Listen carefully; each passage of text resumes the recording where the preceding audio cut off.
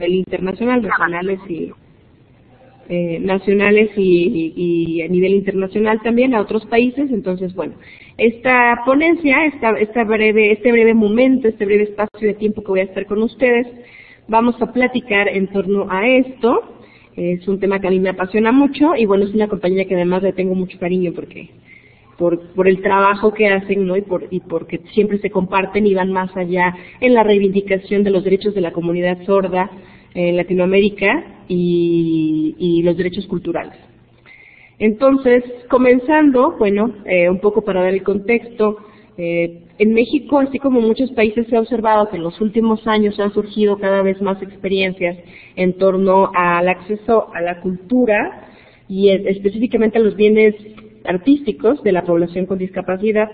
En este caso, una de las cosas que sustentan en gran parte este trabajo es todo lo que ha surgido después de la Convención sobre los Derechos de las Personas con Discapacidad, específicamente este artículo 30 que estamos viendo, en donde se estipula y se deja muy claro cuál es el derecho en relación al acceso al arte por parte de la población con discapacidad, y como resultado, como camino para alcanzar pues esa plena democratización de los bienes simbólicos y de hacer efectivos los derechos culturales de las personas con discapacidad, y en este caso de la comunidad sorda. Entonces, el artículo 30 nos da ese referente para hacer ese trabajo mucho más álgido, con mucha más demanda por el momento histórico que estamos atravesando en el mundo, en donde se están haciendo pues estos cuestionamientos, ¿no? De las segregaciones y de las exclusiones más bien, que se han hecho a lo largo de la historia. Para esto, ahora está regresando a la diapositiva, estamos observando esta diapositiva en donde podemos identificar que el tema de exclusión es un continuo que todo el tiempo está estableciendo relaciones en donde en la cultura, en la sociedad, se tiende a hacer determinados tipos de exclusiones dependiendo del sistema de valores y del sistema económico, del sistema político y de muchos factores más. Entonces, las sociedades a lo largo de la humanidad siempre se han relacionado con este continuum inclusión-exclusión. En el caso del teatro desde la discapacidad, pude identificar que sobre todo se centraba en estos tres últimos, en el que estaría de color amarillo y el que está de color naranja. La primera escala, digamos, en esta relación inclusión-exclusión es exclusión por eliminación, que es pues la exclusión más evidente, ¿no? Es cerrar las puertas totalmente a la población con discapacidad. El segundo escalón, que es el azul, estamos observando que es exclusión por abandono, en donde la población con discapacidad ha sido sometida también durante mucho tiempo, pues no a eliminar deliberadamente o a limitar su participación cerrando las puertas, pues expresamente, pero sí orillando poco a poco a una situación de abandono y de olvido. La tercera escala sería exclusión por segregación a través de espacios segregados o inclusión diferenciada, y tiene que ver con cómo las personas con discapacidad han sido incluidas y excluidas de espacios, sobre todo muy específicos, que tienen que ver con su participación en ámbitos de la sociedad. En el cuarto punto estamos viendo exclusión por asistencia o inclusión condicional, que es en donde solo se empieza a hacer esta parte, pues a voltear la mirada, a problematizar y a ver cuáles serían los retos por los que las personas con discapacidad pudieran acceder a esos ámbitos artísticos. Entonces se empezó a dar esta inclusión condicional en donde solo por proyectos, solo en condiciones específicas se les permitía acceder a estos bienes.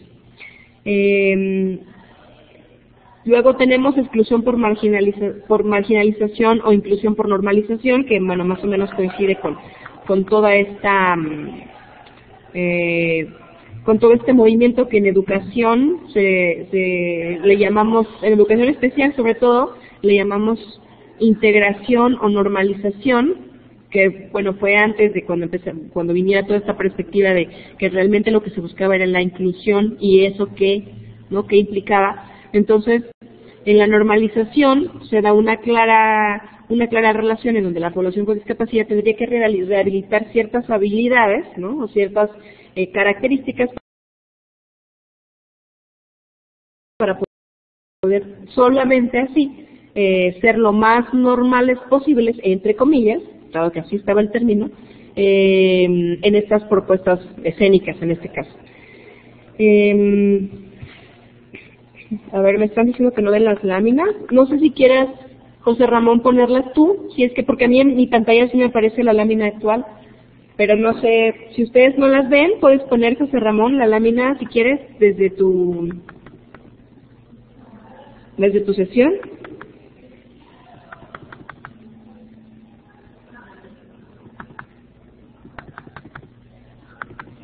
Van a ensayar. ¿Desde qué hora? ¿Desde las ya? Ok. ¿Sí las ven?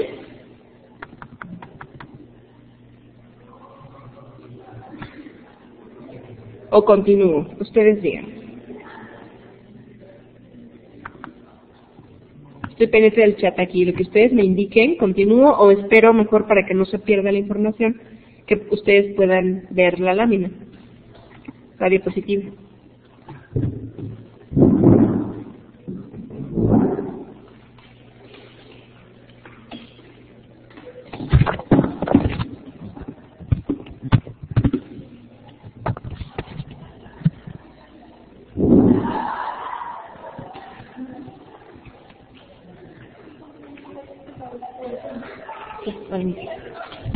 Yes.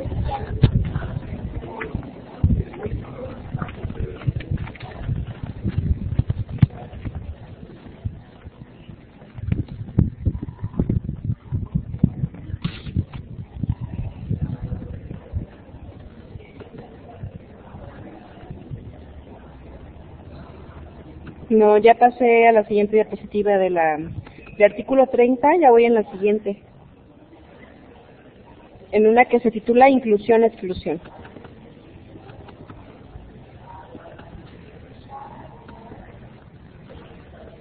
Bueno, voy a continuar entonces. Una disculpa si no pueden visibilizar la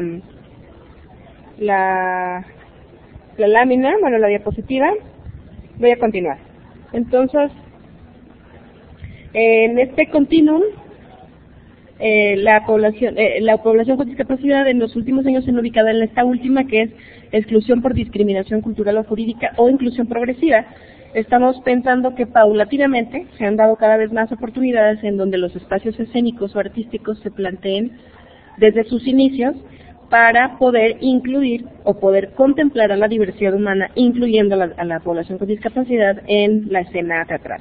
Es lo que está planteando este panorama. Ahora, hay una definición muy útil, ya pasé a la siguiente diapositiva, que lleva por título teatro integrado o teatro inclusivo. Ojalá la puedan ver, en donde se observa esta relación, como les decía. La inclusión y la integración es sobre todo una noción que viene del ámbito de la educación, pero de la educación especial sobre todo, pero que si lo trasladamos al ámbito teatral, pues más o menos quedaría de esta manera.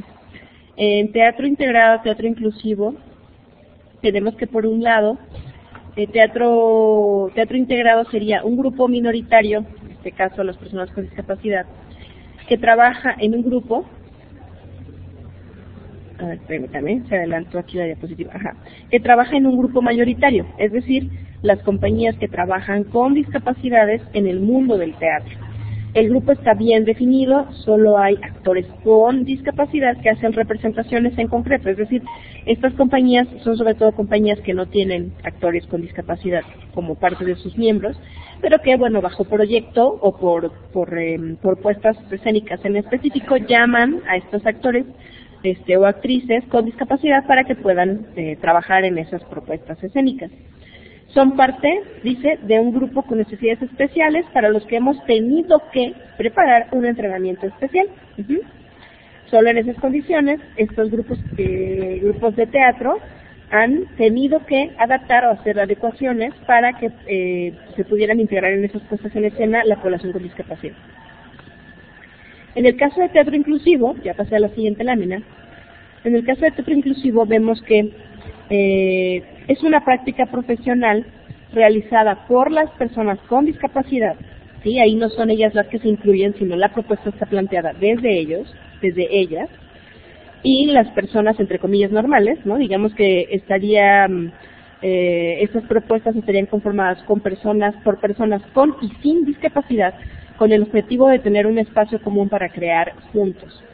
Para hablar de teatro inclusivo, entonces, no es suficiente decir que las personas con discapacidad y las personas que no la tienen se encuentran en la misma habitación como si pasaría en el teatro integrado, en donde comparten un mismo espacio, pero no necesariamente se da ese diálogo de experiencia humana también en el momento de la creación escénica. Esa forma, dicen, que interactúan, que indica si la actividad es inclusiva.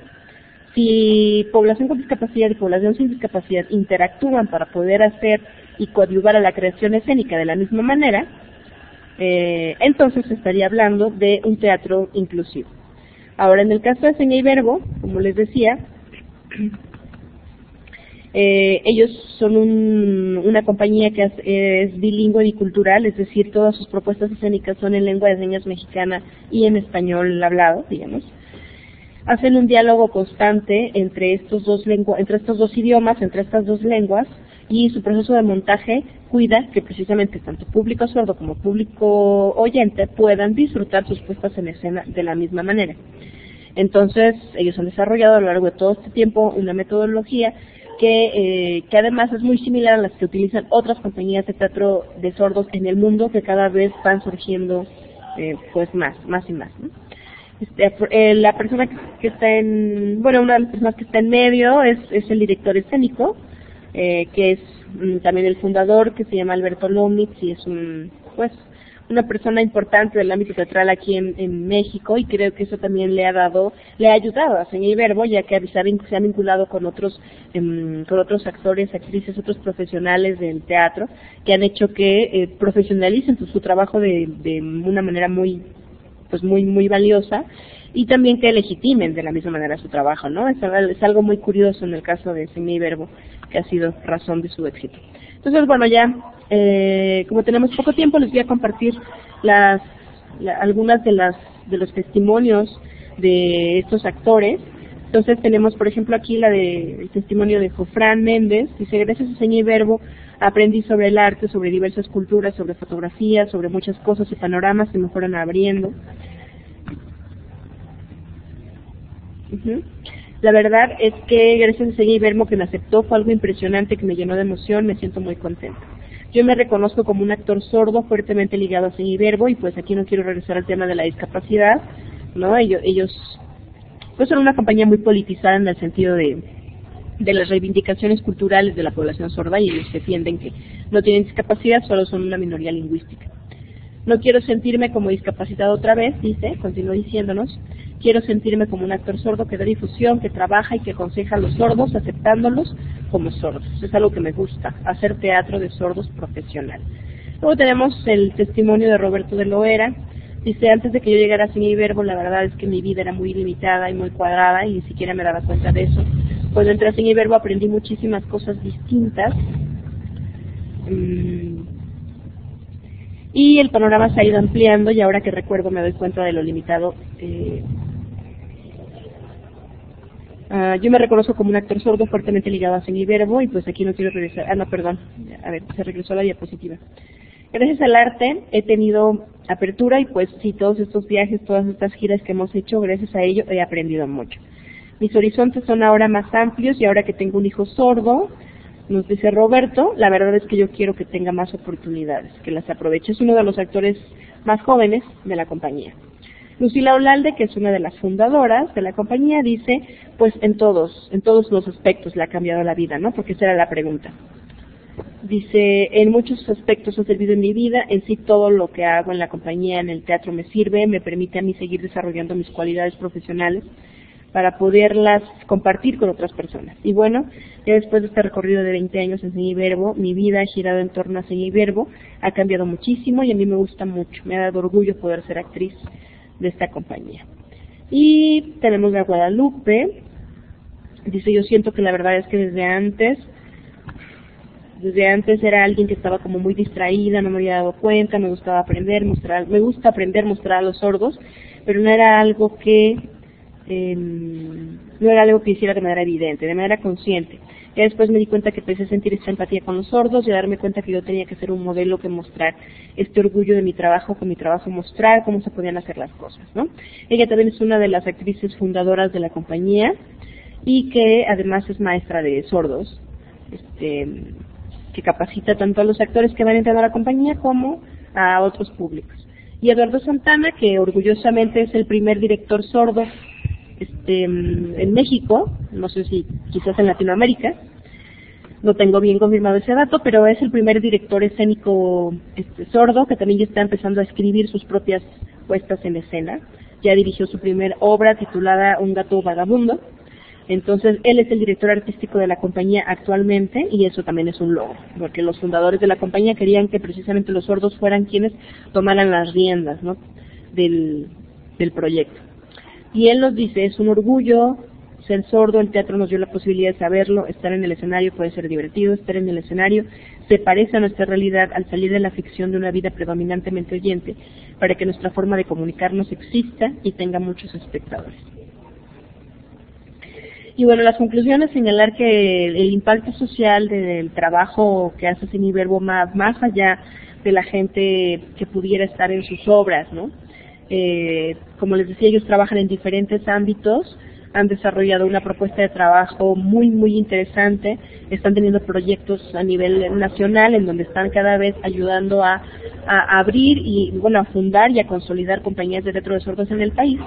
Y eso ha hecho posible que ya vayan a hacer el segundo encuentro nacional de teatro de sordos y el primer encuentro internacional de teatro de sordos aquí en México, justamente en la ciudad de Guadalajara a mediados de noviembre.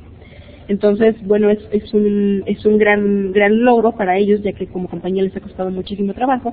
Y bueno, como colectivo también han tenido mucha repercusión para la comunidad sorda mexicana. Seña y Verbo es su compañía de teatro de sordos.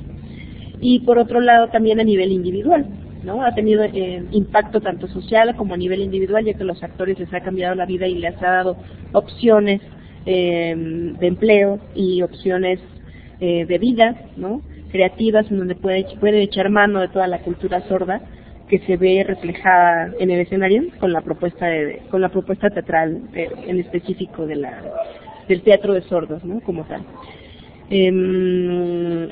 Bueno, pues eso sería sobre todo lo que les quiero compartir el día de hoy. Para ya ir cerrando, ahí están mis datos, mi correo electrónico, y bueno, con gusto poder seguir compartiendo en este tema que es pues muy vasto y que además perfila para que continúe por muchos años más surgiendo más y más experiencias en torno a las artes escénicas y la discapacidad.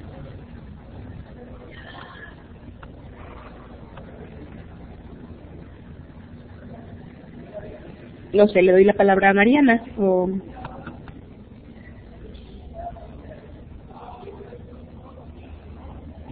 Ok, bien.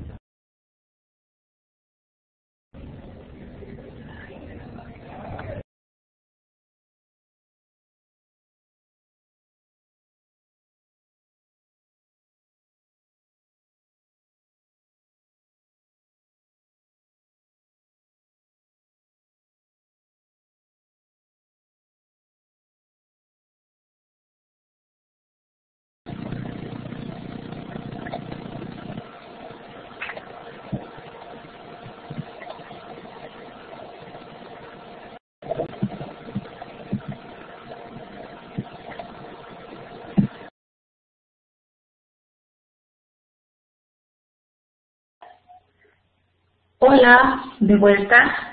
Bueno, yo había entendido que primero había que presentar de corrido a Ita y a Carlos Charlie, pero los vuelvo a presentar. Es así lo que me está indicando el maestro José Ramón. Vuelvo a presentarlo brevemente. Carlos Vargas Herrera, costarricense.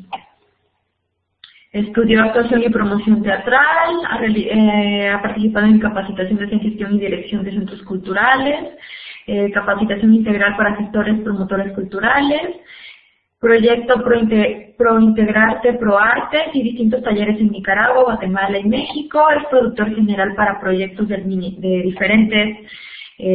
diversos proyectos pues del Ministerio de la Cultura. Y en cuanto a su experiencia artística, es instructor y promotor teatral, actor y titiritero desde el 2014 y ha realizado presentaciones tanto en Costa Rica como en distintos festivales internacionales como el Oval House en Londres, Titiritlán en Guatemala, el Muñecomas en Perú, Festival Internacional de Títeres y Narración Oral en Chaco, Resistencia Argentina, Festival del Día de Muertos Huamantla, México, entre otros, y actualmente desarrolla un proyecto con el auspicio de IBSN en la ciudad de Cuernavaca, México.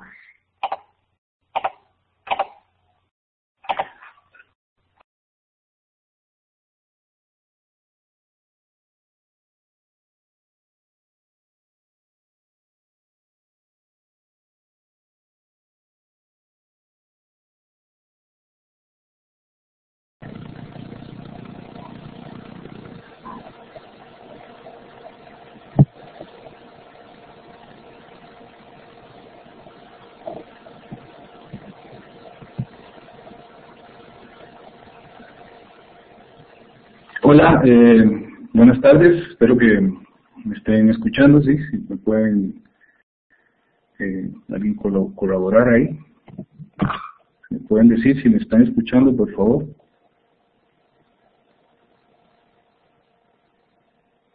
Ok, bueno, muy buenas tardes, sí, mi nombre es Carlos Charlie Vargas, soy actor y titiritero, no desde el 2014, sino tengo 14 años de estar en esto. A lo largo de estos años he descubierto la magia del teatro de títeres. En mi país no existe una escuela, no existe una escuela de títeres, de titiriteros, no tenemos la tradición titiritera, sino que llegó traída por algunos maestros de otros países que emigraron hacia Costa Rica y que, pues, gracias a esto, nosotros aprendimos, fuimos viendo este trabajo. Nosotros hemos utilizado lo que es el teatro de títeres como una herramienta para comunicar y educar. ¿Qué es lo que queremos hacer con esto? El teatro de títeres no solamente es el teatro mágico, el teatro de fantasía, el teatro de cuentos, sino que lo podemos utilizar como una herramienta para poder llegar a muchísima gente y poder ir ayudando en una sociedad en la cual algunos temas nos cuesta muchísimo manejarlos. No sé por qué razón, pero a nivel social muchas veces son como un tipo de tabú y no lo podemos manejar con la misma naturalidad que manejamos otros temas. Si pasamos a la siguiente hoja, por favor. Durante estos años lo que hemos hecho es utilizar el teatro de títeres como un instrumento muy valioso para la educación en todos los niveles. Por ejemplo, el teatro de títeres no solo se usa para divertir, sino que si se usa de una manera responsable y profesional, nos da la oportunidad de comunicar, educar, de expresar, de enseñar, de recrear y sobre todo de desarrollar la imaginación. Yo he dado funciones de teatro de títeres, por ejemplo, a grupos de niños pequeños, pero también hemos dado funciones en universidades donde, por ejemplo, nuestros espectadores o nuestro público son jóvenes de 20 a 30 años que durante su desarrollo en la sociedad nunca nunca tuvieron la oportunidad de tocar estos temas, como por ejemplo la discapacidad, y nosotros hemos servido en este momento como una herramienta para poderles ayudar un poco a entender algunas cosas que se están dando hoy en día en la sociedad. Pasamos a la otra, por favor.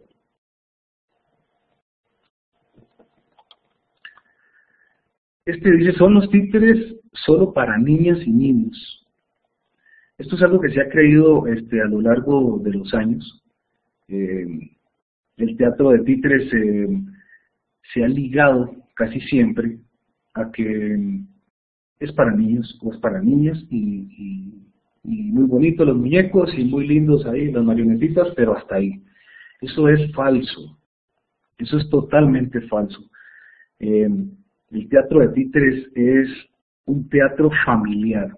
De hecho, es la expresión aquí de las artes escénicas que puede alcanzar la mayor cantidad de personas, digamos, dentro de un rango de público meta más amplio.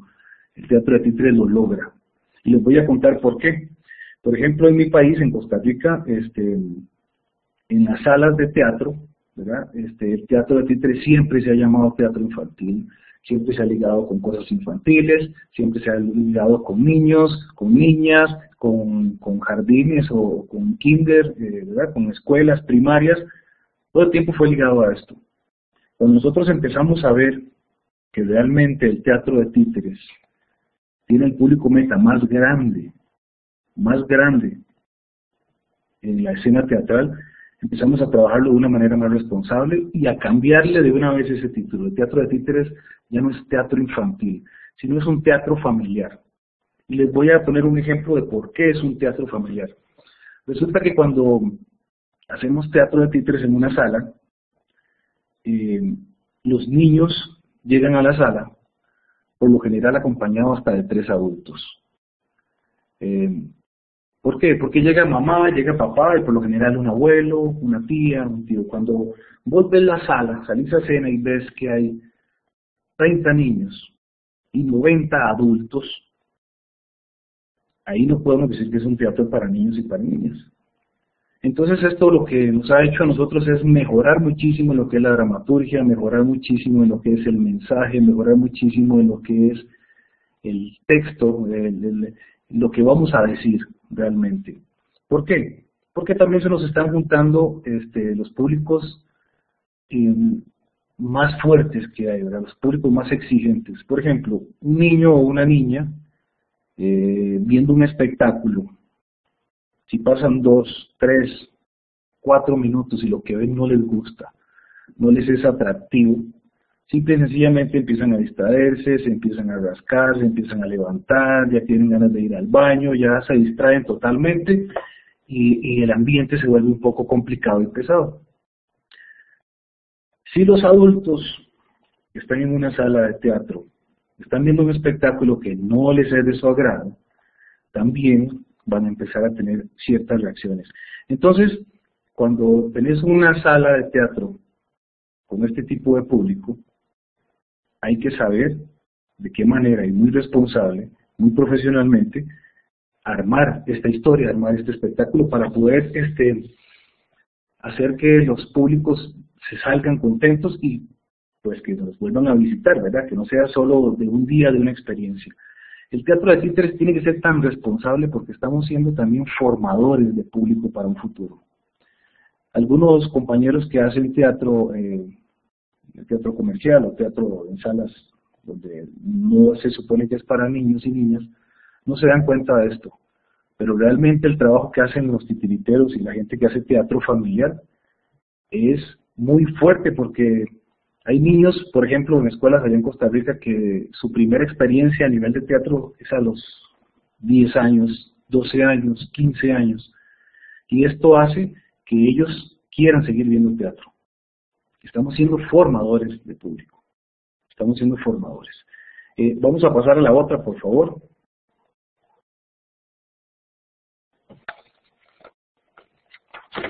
Ok, una herramienta de educación, comunicación y concientización. Eso es lo que hacemos nosotros ahorita desde Telón Teatro de Títeres, que es mi compañía. estamos llevando un espectáculo que se llama Discapacidad. Este espectáculo de teatro de títeres, basándonos en toda la experiencia que hemos tenido en estos 14 años atrás, trabajando con grupos de niños, de jóvenes y de adultos con discapacidad, haciendo talleres de teatro, haciendo talleres de construcción de máscaras, talleres de construcción de títeres, montando algunos espectáculos con ellos en comunidades. Nos hemos dado cuenta de que al menos en mi país existe una ley que se llama la Ley 7600. Esta es la ley que la mayoría de las personas cree que es la ley que apoya a las personas con discapacidad, pero que creen que es una ley tan básica que se limita solamente a que los baños deben de tener barras para ellos poder sostenerse, o a que en las aceras, en nuestras carreteras, debe de haber estas rampitas para que la silla de ruedas pueda subir o bajar, o las personas que tienen alguna dificultad al caminar puedan desplazarse por ahí, o poner algunas señalizaciones en las aceras para que el bastón de las personas ciegas pueda saber a dónde dobla la acera o hasta dónde llega, y no es así. O sea, esto no es así. Nosotros hemos hecho una valorización en la sociedad de que no tenemos idea realmente del trabajo que lleva para una persona con discapacidad poder ser parte de nuestra sociedad, y que nosotros los hagamos parte, porque nosotros tenemos más barreras en nuestra cabeza que ellos, y siempre vemos las cosas como muy lejanas, como que para ellos es tan difícil hacer las cosas, y no es así. Ellos simple y sencillamente lo manejan de una manera distinta, pero pueden hacer muchísimas cosas igual que nosotros, muchísimas, la mayoría de las cosas. Entonces, lo que hemos trabajado con esta ley 7600 y hemos estudiado es que habla de la igualdad de posibilidades, de la igualdad de condiciones para las personas con discapacidad. Entonces, no es solo darles estudio, no es solo que vayan a la primaria, a la secundaria, y que saquen bachillerato y que después estudien una carrera, no. Si son personas profesionales, tienen que trabajar. Tenemos que darles los medios para que ellos también puedan trabajar. Entonces, no solo el hecho de trabajar, ellos tienen derecho, por ejemplo, también a todo lo que es ocio, a lo que es la diversión a nivel familiar. Si forman sus familias, poder tener acceso a que sus hijos, a que su esposa también los cubren sus seguros. Todo este tipo de cosas es lo que habla realmente la ley 7600. Y nosotros nos hemos dado la tarea de ir por todo el país y en algunos lugares fuera de Costa Rica también, llevando este mensaje y siendo voceros de mucha gente que por su misma educación o por su mismo proceso educativo nunca tuvo la oportunidad de tener conocimiento de esto. Nunca tuvieron la oportunidad de compartir con una persona con discapacidad. Hace muchísimos años en Centroamérica a estas personas con discapacidad los escondían o los dejaban en sus casas, no les daban ningún tipo de terapia, no les ayudaban en ningún momento, y era bastante difícil. Hoy en día es muy distinto, o se está tratando de hacer distinto. Si me pueden pasar a la próxima, por favor. Y les voy a decir por qué se ha tratado de que sea distinto. Bueno, la próxima plantilla tiene una sola palabra, que es la inclusión. Realmente el proceso de inclusión de las personas con discapacidad en la sociedad lo estamos haciendo bien o lo estamos haciendo mal. Nosotros hemos topado con que allá en mi país y en la mayoría de Centroamérica se está haciendo mal y se estaba trabajando muy mal. Y les voy a decir por qué. Porque no es el hecho de poder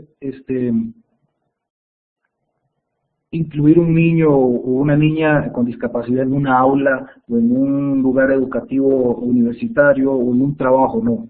Es poder capacitar a las personas que van a trabajar con ellos, que también tengan capacitación sobre el tema, que sepan cómo manejar ciertas cosas, cómo manejar ciertos lenguajes. Hay mucha ignorancia a nivel de las personas con discapacidad, empezando por los nombres, cómo se les dice, por ejemplo, el que yo detesto, por ejemplo, esta palabra del mongolito que en Latinoamérica se utilizó muchísimo, que no es así. Es una persona con síndrome de Down, o una persona con discapacidad. La gente cree que porque está en una silla de ruedas no puede hacer nada. Una persona ciega, creen que ya está totalmente inútil su cuerpo, que no puede realizar ninguna acción. Entonces, todo este tipo de ignorancia es lo que nosotros hemos tratado de ir aportando poco a poco desde nuestro trabajo.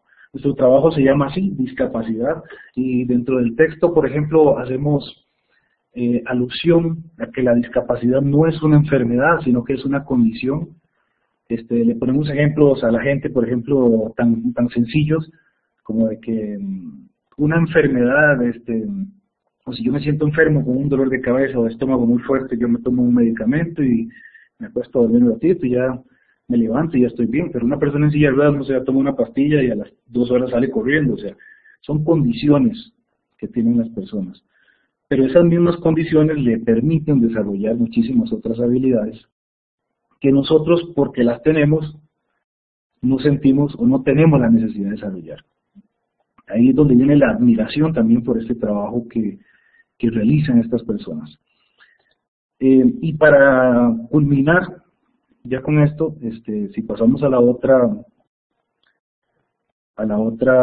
lámina, vamos a encontrarnos con una frase que habla sobre el poder de los títeres, que eso es lo que realmente nosotros queremos hacer valer acá. El poder de un títere. Los títeres han estado presentes a lo largo de toda la vida y en todos los tiempos. Este es nuestro tiempo y debemos hacerlo de la mejor manera para que las futuras generaciones no lo dejen morir. Es lo que hemos tratado de hacer nosotros. En mi país no es un país de titiriteros, no es un país donde haya escuela de teatro de títeres, pero hemos tratado de hacerlo de una manera muy responsable, tocando puertas afuera en otros lugares para aprender técnicas, para aprender técnicas de construcción, técnicas de montajes. Hemos aprendido a hacer dramaturgia para títeres, que no es lo mismo de dramaturgia para teatro. Hemos aprendido a adaptar cosas y tocando puertas en países vecinos. Por ejemplo, México es un país que yo le agradezco muchísimo porque me ha brindado muchísimo apoyo, muchísima ayuda y para poder desarrollar este tipo de proyectos. Ahorita en este momento yo estoy en México, estoy en Cuernavaca, mañana salgo para Costa Rica, pero hoy estoy acá desarrollando precisamente un proyecto también con una compañía teatral acá en Cuernavaca. Y ese tipo de apoyos son los que me han permitido a mí utilizar mi trabajo, no solo para vivir y no solo para hacer un trabajo que realmente me hace feliz, sino para dejar huella. Y eso es lo que tenemos que hacer nosotros desde nuestro trabajo, dejar huella, que no sea simple y sencillamente cumplir por cumplir, sino tratar de dejar huella. En la compañía Telón Teatro de Títeres, siempre nuestro objetivo principal es ese, utilizar el títere como una herramienta para comunicar, como una herramienta para educar, para llevar un mensaje, para enseñar, para recrear y para podernos expresar. Espero que les haya dado algún tipo de idea también lo que nosotros hacemos, lo que nosotros trabajamos.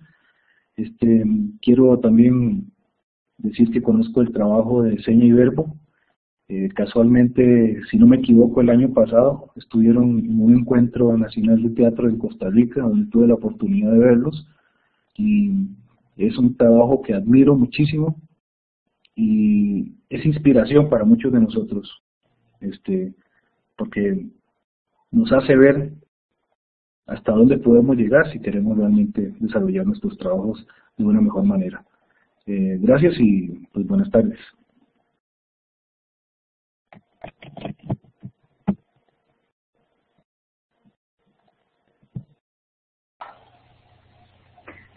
Ok. Me ha pedido que haga un pequeño cierre, pequeñas conclusiones de estas dos interesantísimas ponencias, que además están sumamente ligadas. Muchas gracias, licenciada Itandewi. Muchísimas gracias también, actor y productor que ahora andas acá por México, Carlos Charlie. Muchísimas gracias. Y destaco acá la necesidad, la gran tarea que tenemos justamente como profesionales de correr la mirada, dejar de ver la discapacidad como una limitante, como ya mencionaba Carlos Charlie, y más que fijarnos en lo que no se puede hacer, mirar esa parte capaz, esas potencialidades para convertirlas en habilidades, y que no sea un teatro en el cual se pueda presentar a personas con discapacidad, sino que ellas mismas sean quienes producen, que sean los actores, que se habilite pues este espacio de estudio y laboral, como se mencionaba con la ponencia de Carlos Charlie, y pues coinciden en las ponencias la licenciada Itandewi y Carlos justamente en la importancia de las leyes, pero las leyes no sirven de nada si solamente están escritas y no se accionan, no se llevan a cabo. Y también destacar que las personas no somos ni una etiqueta, no somos un trastorno, no somos un síndrome, sino que somos personas con determinadas condiciones, algunos con mayores habilidades en cierta área, algunos con algunas dificultades en otras, pero mirar siempre a la persona como tal y no ante una etiqueta o dificultad. Bueno, no quisiera tomar más el micrófono porque aún faltan dos ponentes por exponer, faltan las preguntas. Muchísimas gracias de vuelta. Un gusto tenerte por acá, Charlie, acá en México. Y bueno, espero sigamos en comunicación. Gracias, Itandewi, por compartir la experiencia de esta compañía Seña y Verbo, y muchas gracias por compartir tu experiencia, Carlos Charlie.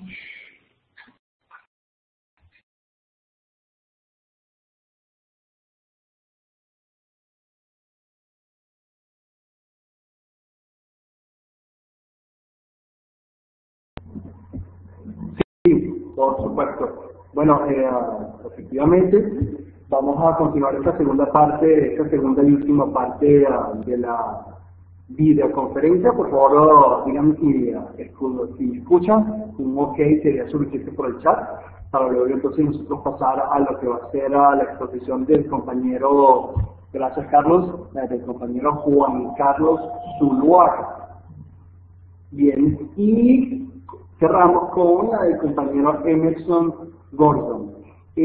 Hablar de la rueda flotante, agrupación Arte Sordo de Medellín, realmente es toda una escuela, uno que le ha seguido los pasos a esta agrupación dirigida por el compañero Juan Diego Zuluaga, es bastante heterogéneo en lo que realiza, ¿no? No solo es teatro, también podemos ver un poco el trabajo que realizan a nivel de cine, a nivel de canto, a nivel de poesía. De todas maneras, seguramente Juan Diego nos irá adelantando, pero yo pienso que lo importante de esta compañía que dirige el compañero Juan Diego Zuluaga en la ciudad de Medellín, Colombia, es que es una agrupación que está dentro de un corte donde realiza actividades de investigación cultural, de formación y por supuesto de creación en las artes escénicas, donde por supuesto involucra a la persona sorda y evidentemente uno de sus medios de comunicación primordial, como lo es la lengua de señas. Entonces no me quiero extender mucho,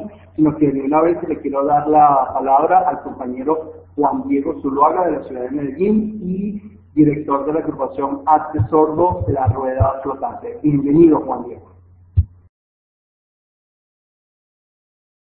Acá hablar video. Muchas gracias. Muchas gracias. Bueno, acá primero, pues buenas tardes a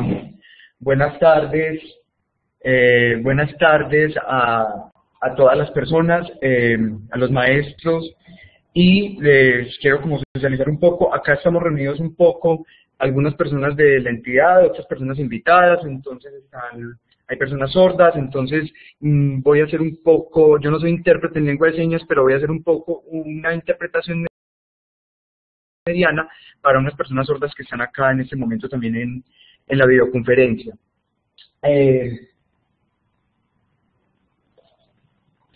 Entonces, bueno, muchas gracias como por la invitación a José, a la universidad, y mi nombre es Juan Diego Zuluaga. Yo, bueno, soy el director como explicaron, de la Corporación La Rueda Flotante. Somos una entidad que lleva 4 años trabajando en la ciudad de Medellín, y nos enfocamos en una investigación que le llamamos arte sordo.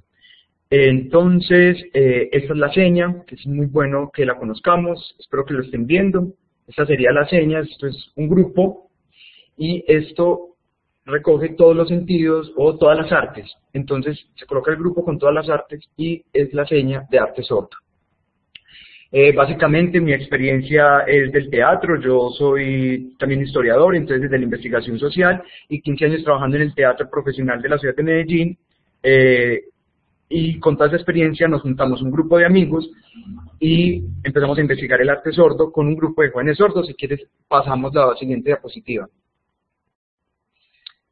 Iniciamos con una propuesta de talleres de teatro para personas con diferentes discapacidades, y nos encontramos con un grupo de personas sordas.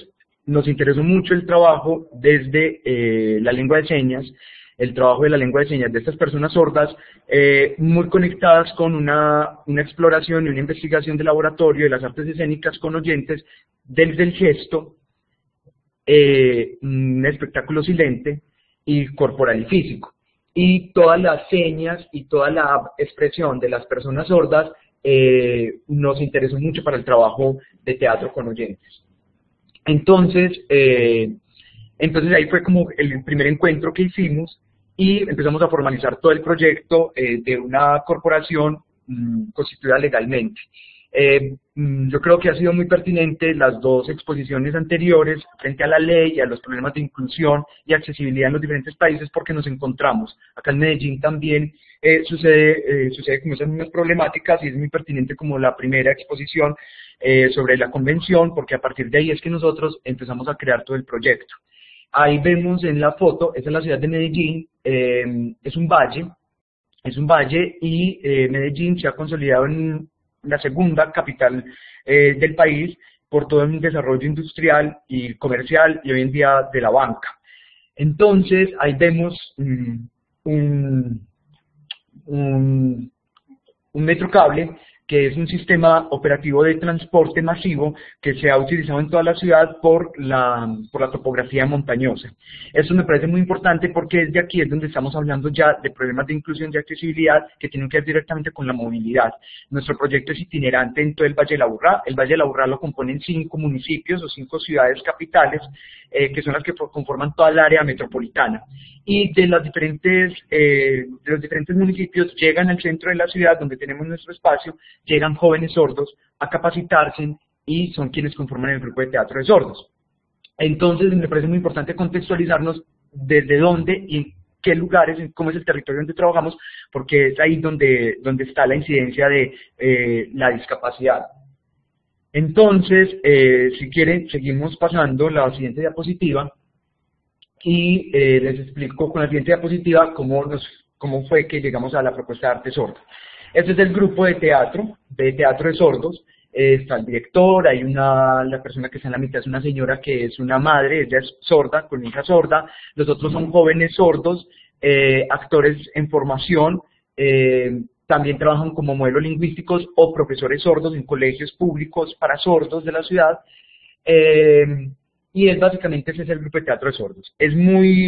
También nos da como mucha alegría, y celebramos la primera exposición del grupo de la compañía Seño y Verbo, porque para nosotros ha sido un gran referente. Nosotros este año tuvimos la oportunidad de invitar al maestro Alberto López, director de la compañía de teatro de Seño y Verbo, hasta este año, porque este año, como bien lo explicaron, asume la dirección del grupo el joven sordo. Y con el maestro Alberto López tuvimos pues toda una capacitación, una formación acá en el mes de mayo, y ampliamos mucho como nuestros referentes y nuestra investigación en arte sordo. Para ellos es teatro de sordos, y está muy claro todo el componente de teatro de sordos. Nosotros lo ampliamos y no le llamamos solo teatro de sordos, sino arte sordo. Y entonces fue muy grato encontrarnos el año pasado en México con la compañía de Seño y Verbo, y este año poder traer al maestro Alberto Luis acá a Medellín, con el que pudimos ampliar entonces la investigación. Entonces este es el grupo base, del trabajo de arte sordo, y es el grupo de teatro. Y a partir de esta investigación, desde hace 3 años con ellos, hemos logrado ampliar como los temas de trabajo, y no solo teatro, sino también hemos hecho investigación en cine sordo, investigación en poesía en señas, investigación en canción en señas, y ampliar como el marco del arte, títeres en señas, porque hemos desarrollado un proyecto, un festival, un encuentro pequeño entre amigos titiriteros de acá de Colombia y otros amigos de otros países como Ecuador. Nos encontramos durante 8 días a celebrar un pequeño encuentro de titiriteros.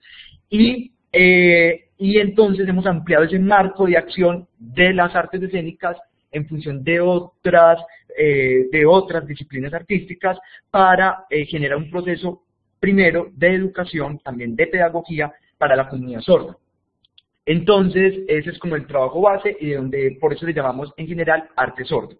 Y arte, porque es multidisciplinario en todas las artes, y sordo, porque trabajamos desde la lengua de señas. Es importante identificar que hay 2 enfoques que se han trabajado como a nivel en muchas partes del mundo, pues básicamente en todo el mundo. La historia de la discapacidad auditiva tiene que ver con 2 enfoques. Uno clínico, que tiene que ver con el enfoque clínico, con todos los procesos de organización, y desde donde se llama, o se ha llamado, y se ha utilizado la palabra sordo-mudo, ¿cierto? El sordo y que es mudo.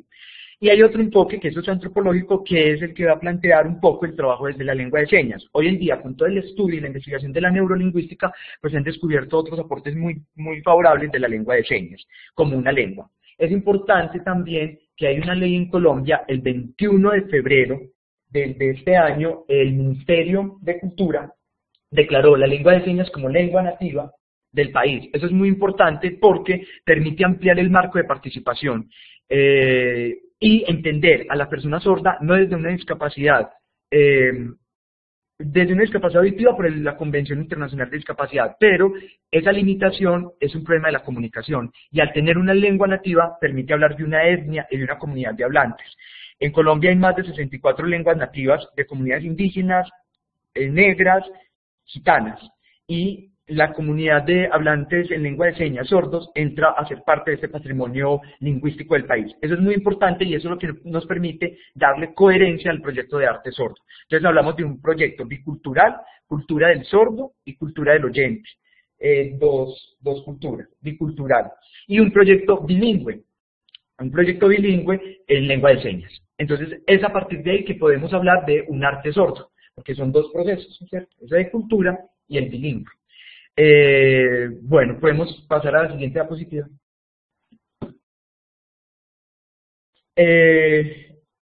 Para nosotros, el encuentro entre la lengua de señas o la cultura del sordo y las artes, en este caso nuestra base, que es el teatro, o las artes escénicas en general, es la potencia del cuerpo. Entonces, para nosotros el trabajo que desarrollamos y que hemos creado se llama pedagogía con sentidos.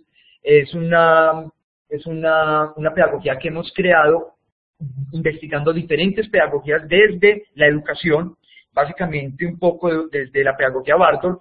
Si quieren nos volvemos a la otra diapositiva, y ahí vemos la potencia del cuerpo. Entonces el cuerpo es el eje de trabajo de nosotros. El cuerpo es donde radica toda la potencia de trabajo, porque para los sordos hablantes en lengua de señas, la lengua de señas es tridimensional, es ágrafa. O bueno, también hay unas discusiones sobre si tiene escritura o no tiene escritura. Y creemos que sí tiene una escritura y se puede escribir la lengua de señas, pero es tridimensional. Si quieren nos devolvemos anterior a la diapositiva en blanco y negro. Y Y entonces, como es una lengua de señas es una lengua de señas tridimensional en el espacio, gestual y en movimiento, el cuerpo es nuestro eje de trabajo. Y el cuerpo es de una filosofía para habitar el mundo, ¿sí? Entonces, bueno, ahí nos vamos a encontrar la anterior. El cuerpo, exacto, ahí vemos la potencia del cuerpo. Y ese es nuestro eje de trabajo, el cuerpo.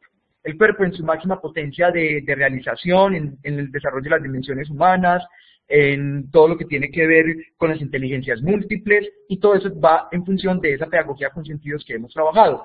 Un poco en el sentido también de desordenar los sentidos. Es decir, si bien hay una limitación de los sentidos, o física, o cognitiva, es en el desorden de los sentidos que podríamos encontrar otras formas de habitar el mundo, de reconocernos, de tener una identidad y ser persona.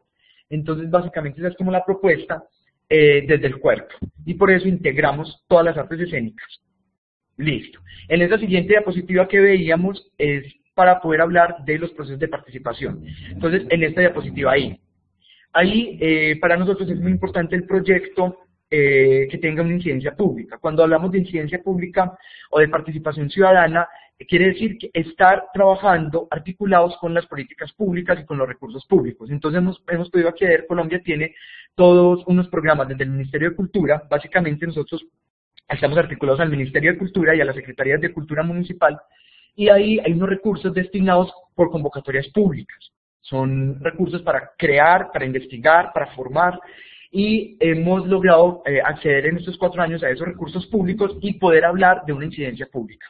Entonces, hablamos de participación ciudadana y cómo las personas sordas pueden estar incluidas en ambientes laborales, ambientes educativos, ambientes familiares y sociales. Entonces, nosotros nos fuimos convirtiendo en estos 4 años en la única entidad en la ciudad, y podríamos hablar que en el país, que llevó al espacio de la cultura a la comunidad sorda. Las personas sordas no habían tenido oportunidad de llegar a los teatros, a las funciones de teatros, de conciertos, de exposiciones, de manera gratuita, masiva, y ahí un poco también la experiencia de Seña y Verbo es cómo a partir del teatro y de las artes opera un dispositivo de espejo y de reconocimiento del ser y de la comunidad en función de una sociedad. Entonces en el arte nos podemos ver, y esa posibilidad que tiene el arte de verse, de vernos, de reconocernos, de jugar a la mímesis y a la catarsis, permitió que la comunidad sorda de Medellín se identificara y entonces pudiese llegar a los eventos que hacemos. Entonces hemos hecho eventos como muestras nacionales e internacionales de arte sordo, donde hemos invitado también al bailarín de Venezuela, el único bailarín de danza contemporánea profesional de Venezuela, Denis Luque. Él trabaja en la Universidad de Maracaibo, en la Universidad del Zulia.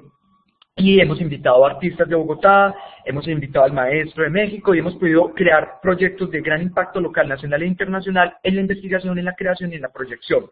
Y de esta manera poder darle vía libre a todo el proyecto, a un proyecto de inclusión y de participación ciudadana.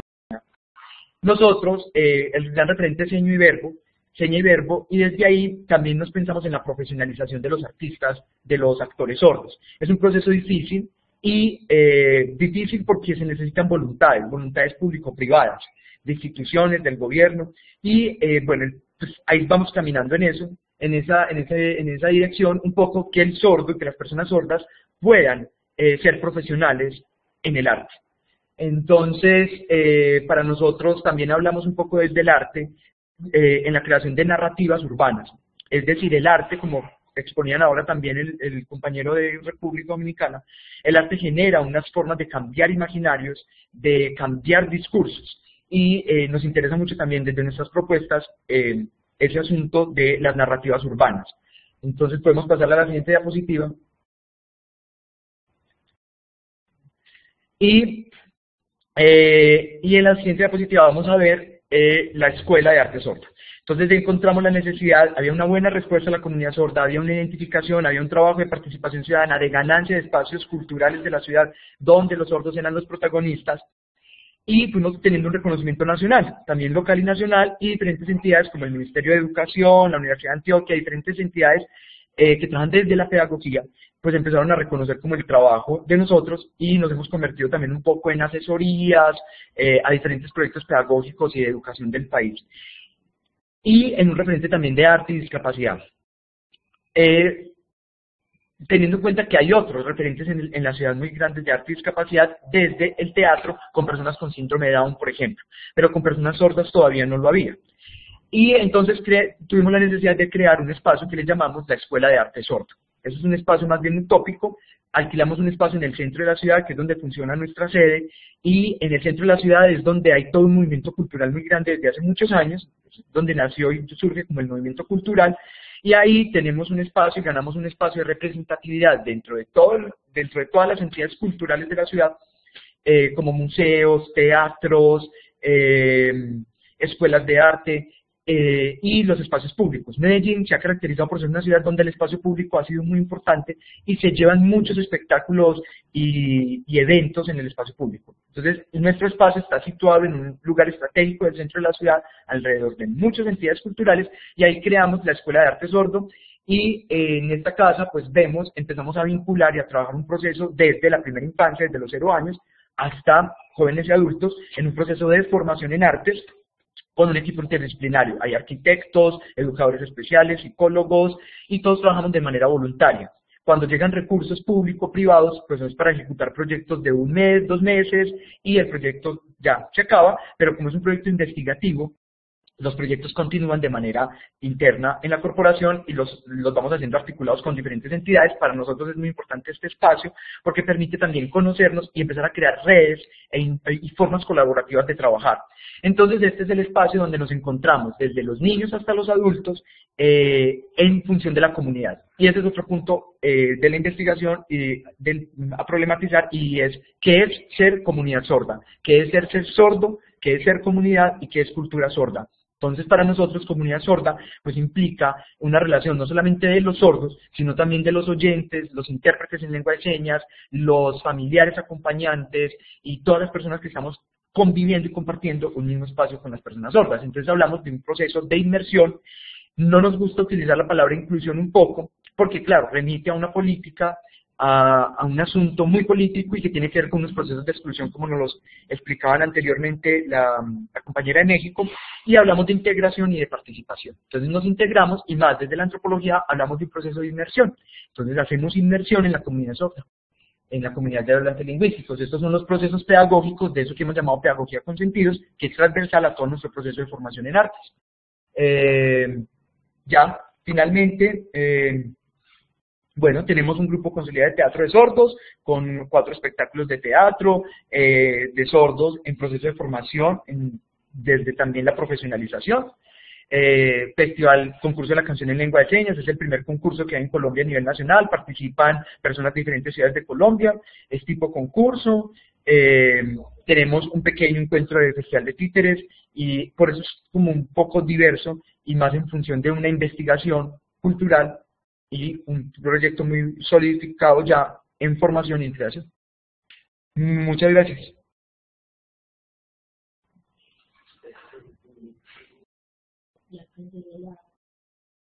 Yo creería que ya finalmente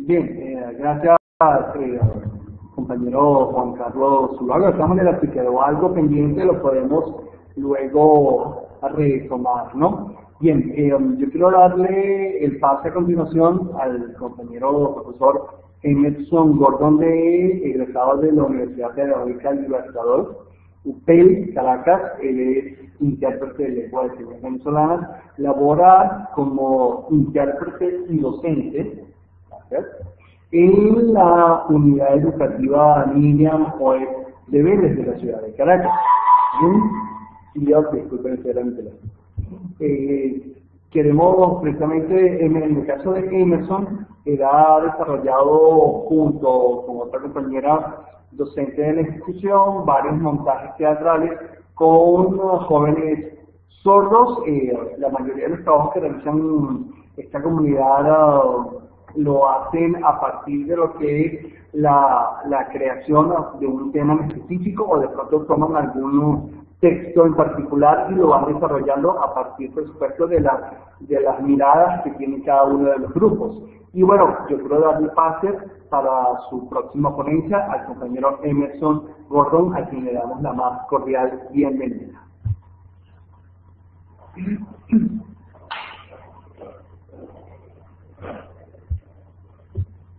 Gracias, José Ramón. En el nombre de Venezuela, en nombre de la Universidad Central, en el nombre de la Unidad Educativa Miriam Odete Vélez, le doy la más cordial bienvenida y gracias por incluirnos en esta actividad. Mi ponencia gira en torno a estrategias didácticas que utilizamos en esta unidad educativa, la profesora de arte, la profesora Marisol Valente y mi persona, para inducir a las personas sordas en el arte del teatro, las artes escénicas. Porque si bien es cierto, se ha comentado, se ha planteado múltiples herramientas que han presentado los compañeros y la importancia de incluirlos dentro de la comunidad, en verdad hace falta compartir estos conocimientos que tenemos. En Venezuela, lamentablemente, no hay tanta apertura para la formación de la persona sorda, sino que por el contrario han habido otras circunstancias que no han permitido a la comunidad sorda hacerse más visible dentro de la institución. Por eso quería traer aquí a nuestros compañeros esta presentación que gira en torno al hecho de lo que se está haciendo, cómo recurrimos nosotros a la formación, y el temario gira en torno a estos puntos que tenemos en la lámina, sobre algunos conceptos sobre lo que es la discapacidad, mitos y verdades, y cómo la asignatura de castellano y literatura del componente docente de la unidad educativa contribuye o facilita que puedan ellos formarse en artes escénicas.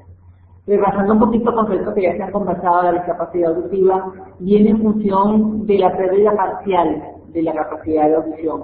En ocasiones solamente hay una deformación en el oído externo, o de repente en el oído medio algún accidente o algún inconveniente ha llevado a que se pierda la cadena de huesecillo, o un problema en la cóclea, o por el contrario,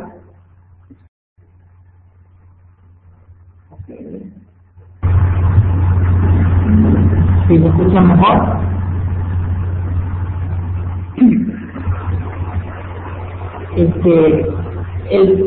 Han generado problemas a nivel de comunicación a la persona sorda. Por tal motivo, se hace complejo para ellos interactuar con la comunidad oyente.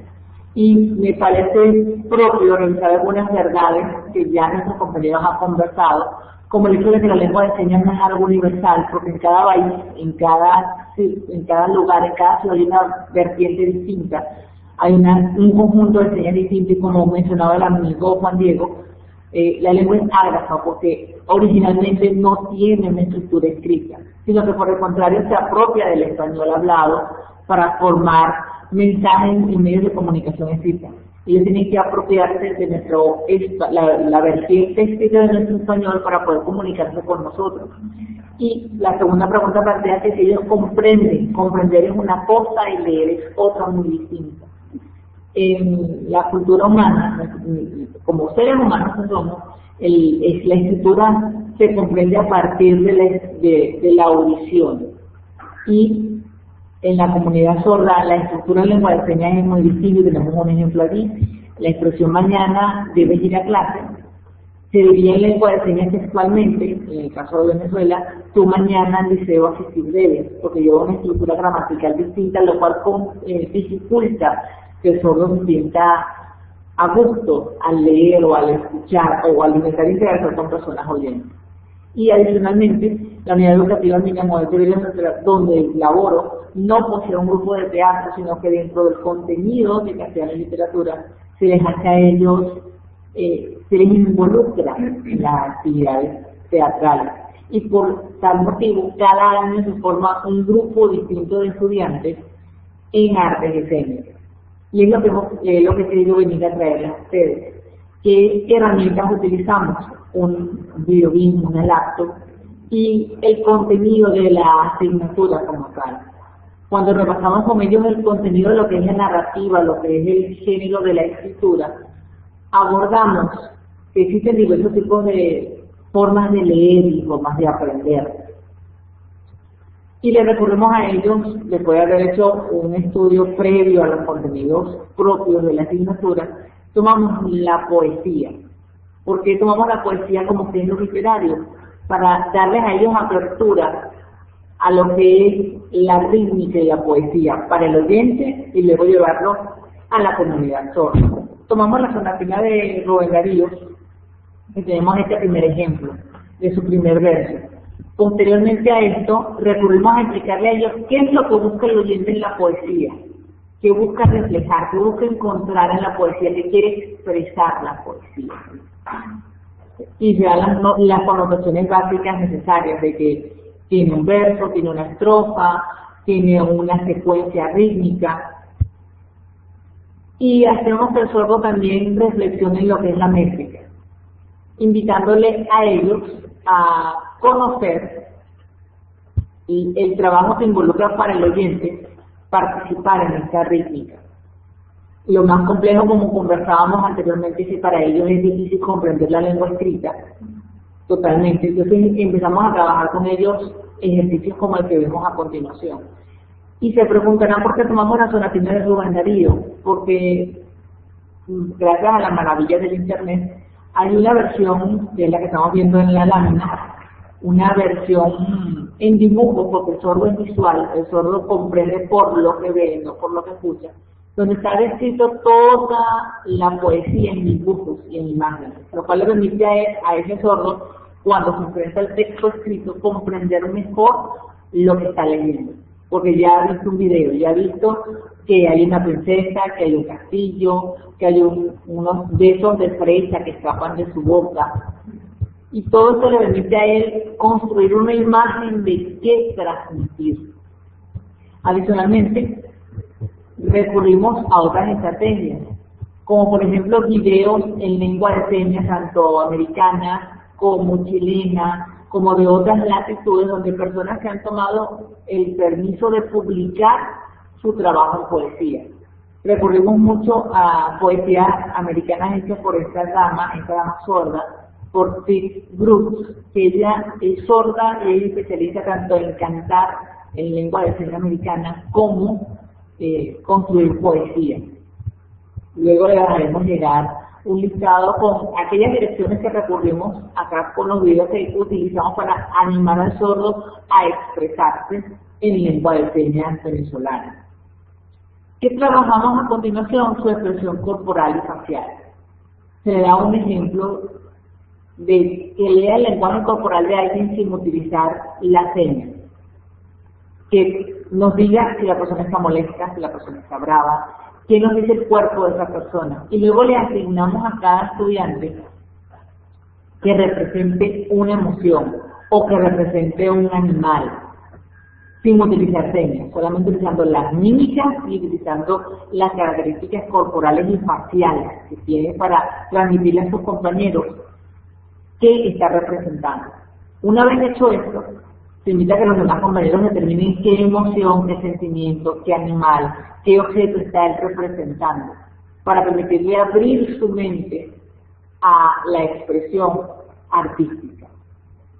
Repasamos los elementos básicos del teatro, que son que toda obra de teatro, toda película, todo argumento tiene un texto del cual se basa, tiene un director o directora, tiene un actor o una actriz, que recurre a un vestuario, a un maquillaje y utiliza un escenario y una utilería para transmitir lo que alguien escribe en un momento dado.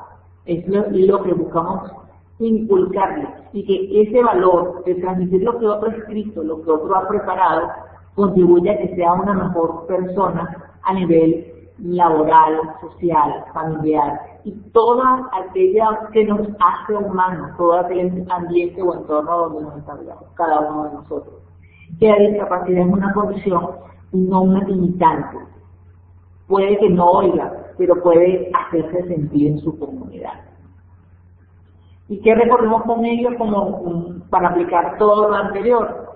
Recordarle que es importante que estando en un auditorio que sus señas tienen que ir hacia el frente. Recordarle de que hablar con una persona a la vez, porque a todos nos da miedo hablar en público, nos da miedo ver de frente, nos da miedo hablar ante 50.000, 30.000, 10 personas, eso nos da miedo. ¿Qué les recordamos a ellos? Que cuando hacen su presentación en lengua de señas, en el teatro, solamente va a haber a una persona, la persona con la que está hablando, el sordo con el que se está comunicando.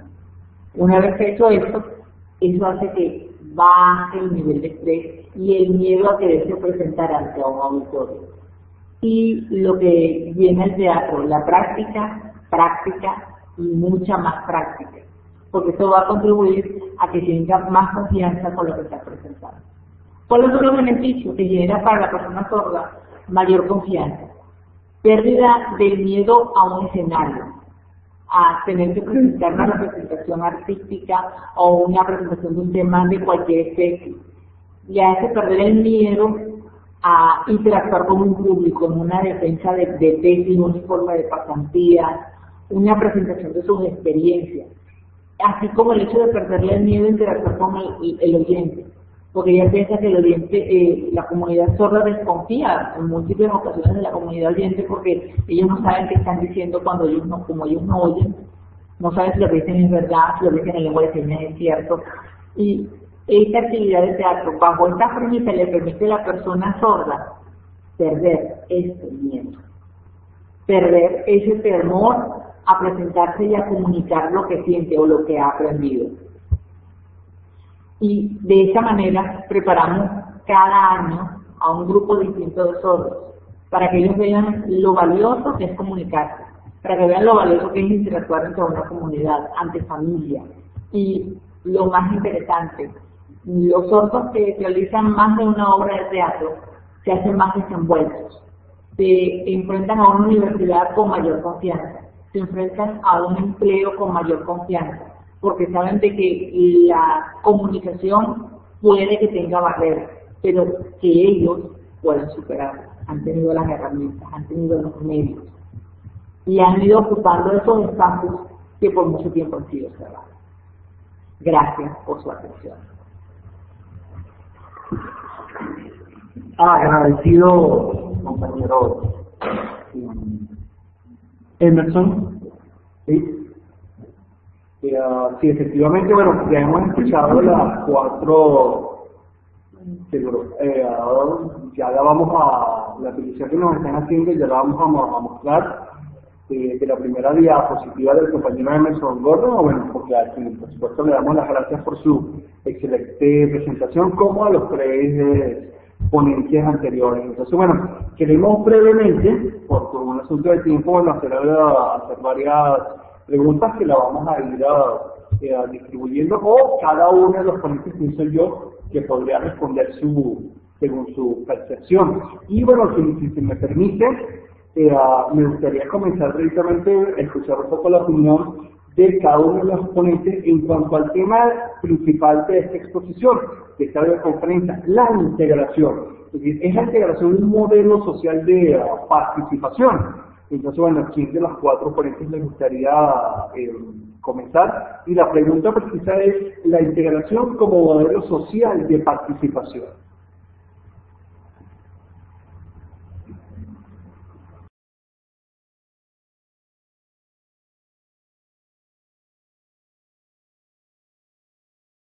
Si alguno de los ponentes gusta responder precisamente a esta pregunta de la integración como modelo social de participación, siéntase libre, bueno, de expresar.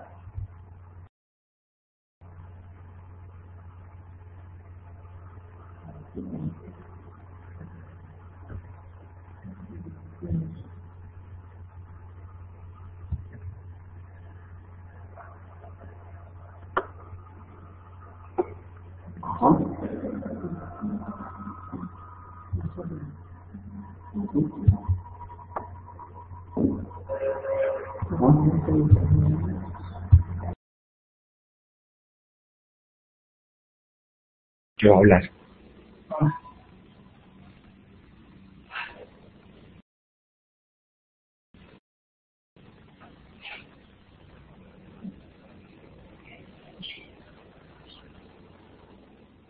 Bueno, no, el asunto de la integración para nosotros es muy claro.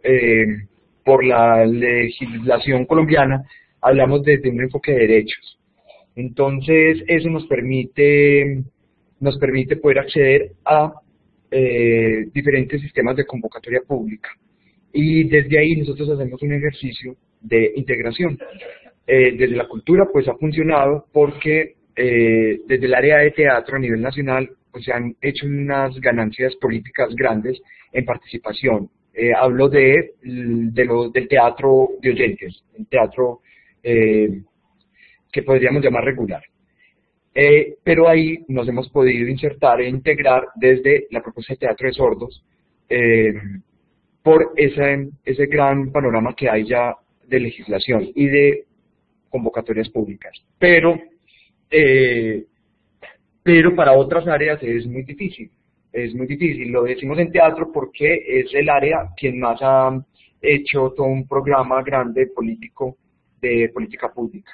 Pero en las otras áreas, por ejemplo, títeres está totalmente desarticulado. En Colombia no hay, empezando porque no hay escuelas de títeres, solamente hay festivales muy viejos, sí, festivales que han sido como pioneros en el arte de los títeres en Latinoamérica, pero, con 40 años, tampoco pioneros, pues porque los más antiguos tienen 40 años, pero solamente en teatro de sala o teatro callejero, pero no en teatro de títeres.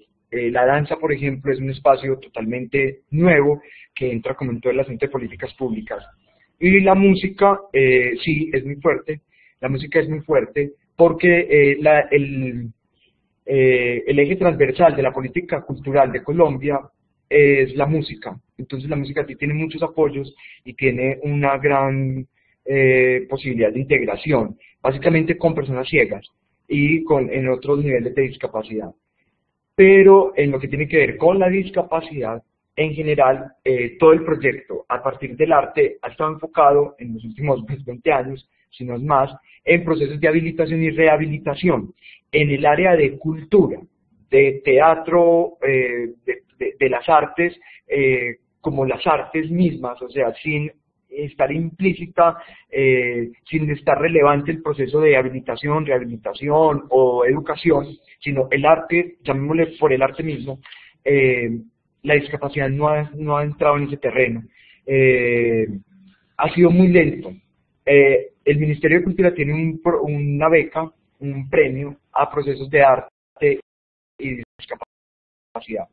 Entonces se ha avanzado bastante en el país, como en la investigación y en la búsqueda de esas formas de integración del arte y la discapacidad en función de una política pública, es decir, de poder acceder e incidir de manera concreta y con impacto social. Pero es un camino que le hace falta mucha investigación desde los mismos artistas, porque está muy relegado al campo de la discapacidad, de la educación especial y de la educación y de la discapacidad, es más en el área de la salud y la educación que en el área del arte.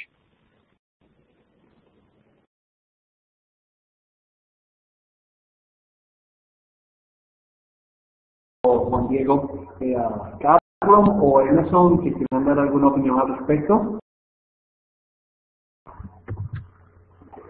Bueno, correctamente hace falta más integración como parte del modelo. Lamentablemente, en el caso particular de Venezuela, han confundido la integración con otros procesos aplicados a la educación, dado que múltiples escuelas están siendo, escuelas especiales siendo cerradas, han entendido que la integración es cerrar y colocar personas sin discapacidad con personas con discapacidad sin ningún tipo de preparación. Y aunque la idea es sensibilizar, esas no son las estrategias. Pienso que a través del arte, a través de un mejor grado de conciencia, se puede lograr algo mejor en el proceso de integración. La integración es esencial, pero hay que hacerlo por los mecanismos y la pedagogía correcta. Bien, gracias compañero Emerson. Compañero Carlos García, algo que quiera agregar al respecto, porque tenemos aquí una segunda, Charlie, perdón, gracias por la corrección, el compañero Carlos Charly Vargas, si quiere agregar algo.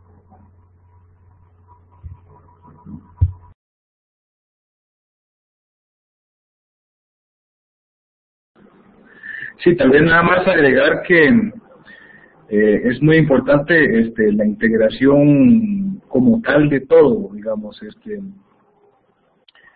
la capacitación sobre estos temas es fundamental, ¿verdad? Ya sea de nosotros como instrumentos, hablo de mi proyecto, digamos, nosotros como instrumentos para comunicar también, para denunciar, para colaborar en la educación, y nosotros hemos integrado, digamos, a personas con discapacidad en nuestro proyecto. Al principio nosotros éramos como la voz de ellos, pero ahora ellos ya están integrados a nosotros. Entonces nosotros mismos hemos pasado por este proceso, y creo que así debe de ser. Y lo interesante de esto es ir aprendiendo juntos de la mano y tratar de llevar un mejor sistema de vida y un mejor sistema a nivel de oportunidades para todos.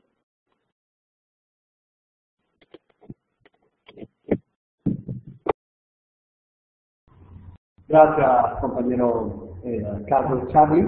Bueno, le vamos a dar la palabra a la amiga Blanca Rincón, que tiene una pregunta para la licenciada Margarita Pérez Delgado. Blanca. Buenas tardes, Margarita, licenciada Margarita. Le habla la licenciada Blanca Rincón, de Venezuela, licenciada en Artes, mención Artes Escénicas de la misma universidad. Yo realicé hace aproximadamente 5 o 6 años una tesis relacionada con la discapacidad visual, la preparación del actor ciego en Venezuela. En uno de los capítulos de mi tesis desarrollé 3 experiencias a nivel internacional y toqué a 3 países de Latinoamérica: Argentina, Chile y México. En el caso de estos países, sobre todo el de México, existe la compañía Carlos Ancira, dirigida por el profesor Pablo Moreno Viveros. Ellos en sus trabajos, ellos hacen trabajos mancomunados, digámoslo así. Ellos manufacturan sus muñecos, elaboran sus títeres, hacen trabajos grupales, y de hecho una de las tantas obras que ellos han presentado es la obra La Casa de los Deseos de Alejandra Sofía. ¿Ha tenido usted conocimiento, o todo el grupo de esta compañía, y han tenido contacto con esta persona? De hecho, mi tesis está a la orden, puedo hacerla llegar a través del correo, o puede escribirme al correo blancaorin@hotmail.com, blanca, R-I-N, trapa, bautizo, andao, @gmail.com, y blanca.rincon@cmdlt.edu.be. ¿Y qué tanto de la parte terapéutica el teatro les ha fungido a ustedes en materia de trabajo de personas con discapacidad, y en el caso de personas con discapacidad visual, si ustedes han podido trabajar con ellos? Si quieres, son 2 preguntas bastante extensas. Si quieres, vamos con la primera, que va dedicada a la licenciada Itandewi, y luego recordamos la segunda pregunta que hace Blanca para el grupo en general. ¿Te parece? Correcto. Bien, licenciada, tiene la palabra.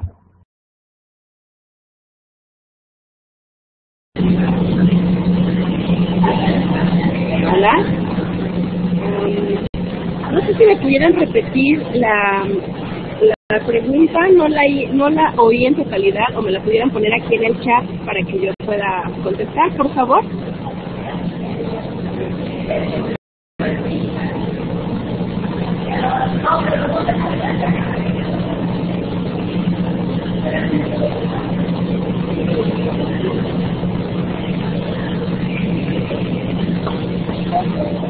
Sí, gracias, es que mi audio está un poco bajo.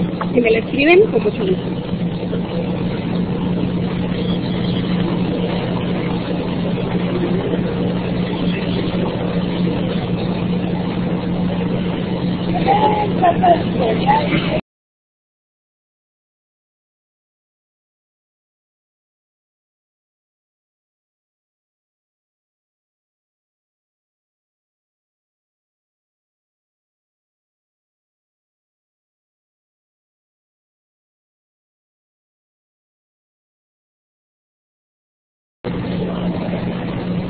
Sí, ok.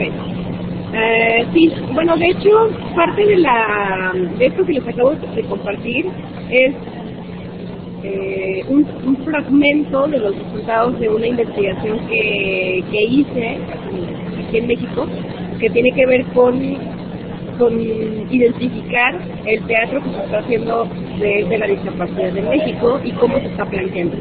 Entonces, sí que gran parte del trabajo la abarcó el trabajo de la compañía de Seña y Verbo, gran parte del trabajo, porque además hago toda una serie de análisis, ¿no?, a partir del trabajo de teatro de sordos.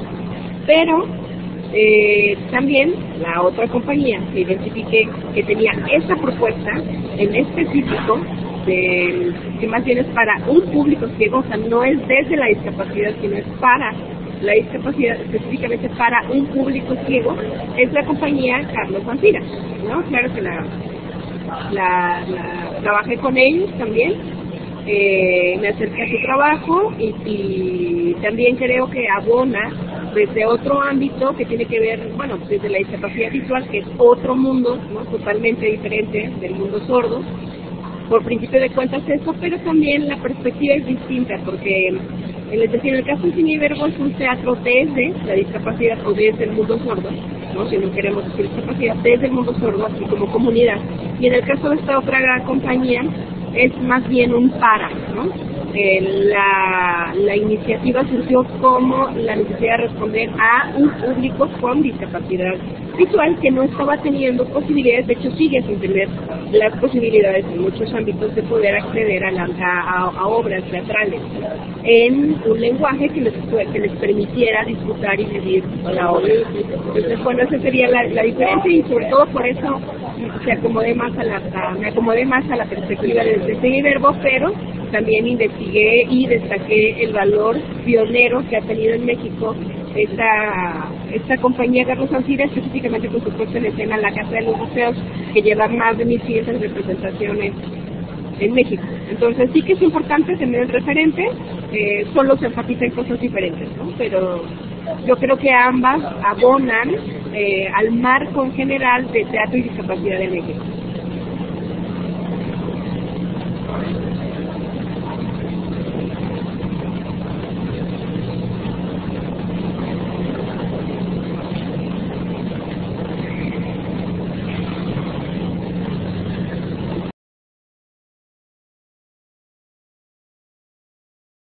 Licenciada Italia. De todas maneras, a petición de la compañera Blanca, le vamos a hacer llegar vía chat lo que son los puntos de contacto, bueno, para que ustedes se puedan seguir conversando y, bueno, intercambiar estas ideas, ¿no? Ahí acabo de dejar una pregunta para los compañeros Juan Carlos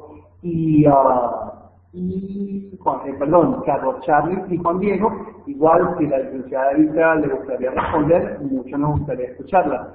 Juan Diego o Carlos tiene una palabra para este momento. Luego vamos a ir con una última pregunta con la cual vamos a cerrar este ciclo de videoconferencias.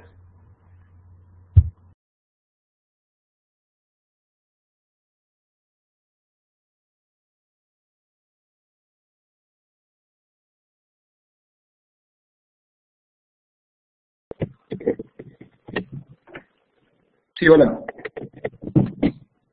Bueno, desde lo que yo he trabajado, por ejemplo,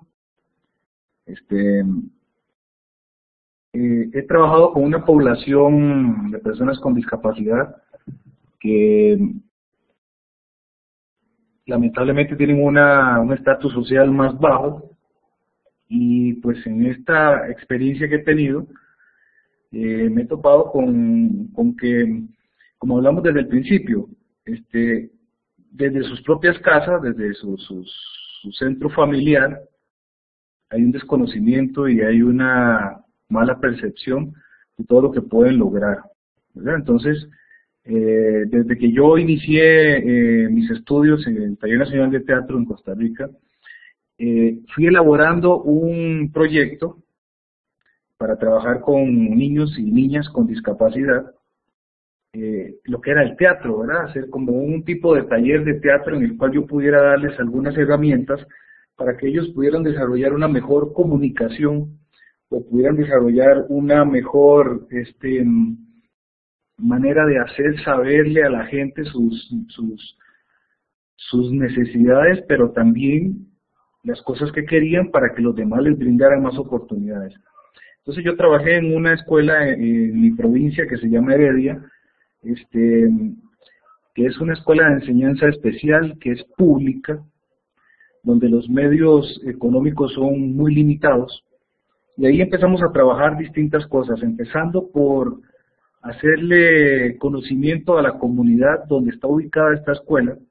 Fue el primer acercamiento que tuvimos por medio de algunos pasacalles, que eran el resultado de algunos talleres que íbamos teniendo a nivel de ejercicios corporales, a nivel de bailes, a nivel de movimientos, a nivel de maquillaje, de construcción de máscaras, de construcción de marionetas, y salimos a la comunidad a decirles: hola, aquí estamos, somos parte de su comunidad, estamos en esta institución que está acá, así como hoy nos estamos acercando a ustedes, queremos que se acerquen a nosotros. Y empezamos a abrir como un tipo de puente o de portillo que sirvió para que la comunidad luego los apoyara a ellos.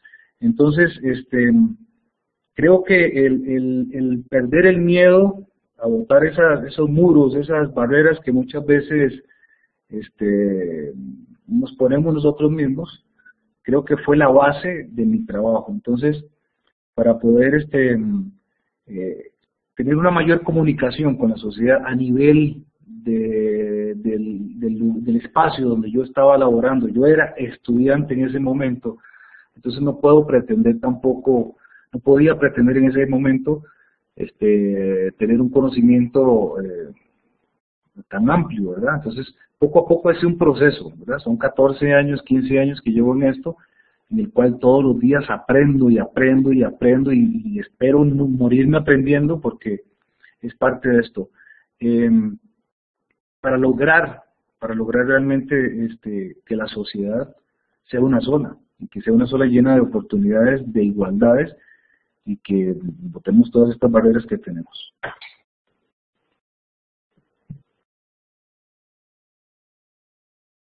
Gracias, Carlos. Bien, le tenemos ahora quiero cederle rápidamente, porque bueno, por cuestiones de trabajo, la licenciada Mariana Montiel debe retirarse. Bien, y luego cerramos con unas dos últimas preguntas que tenemos, la que va a hacer el compañero Juan Diego para la licenciada Itzan de hoy, y desde aquí en la sala, a la compañera Glenda, que va a hacer una última pregunta. Bueno, Mariana Montiel, te agradecemos, pero igual, porfa, despídete como formalmente.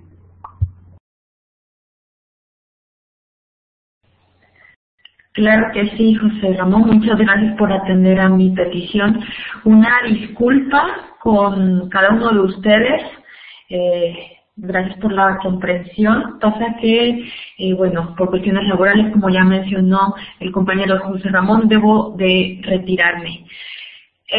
Muchísimas gracias, fue demasiado enriquecedor el escucharlos a cada uno de ustedes desde su investigación, desde su experiencia ya desde hace años, una excelente trayectoria, escuchar cómo pues hay apertura desde lo artístico para que no sea solamente el teatro un disfrute o una distracción, sino una forma de comunicar, de trascender, de sensibilizar y concientizar.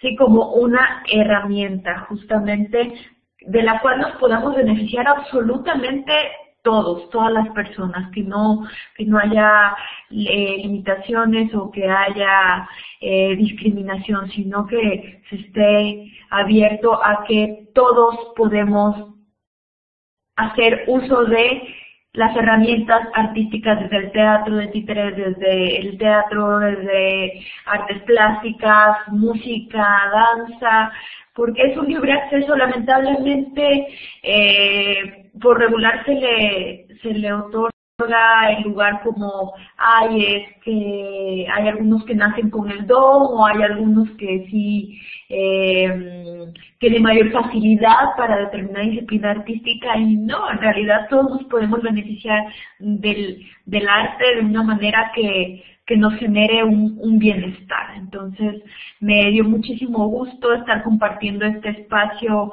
virtual. Algo bueno de la tecnología es que nos acerca.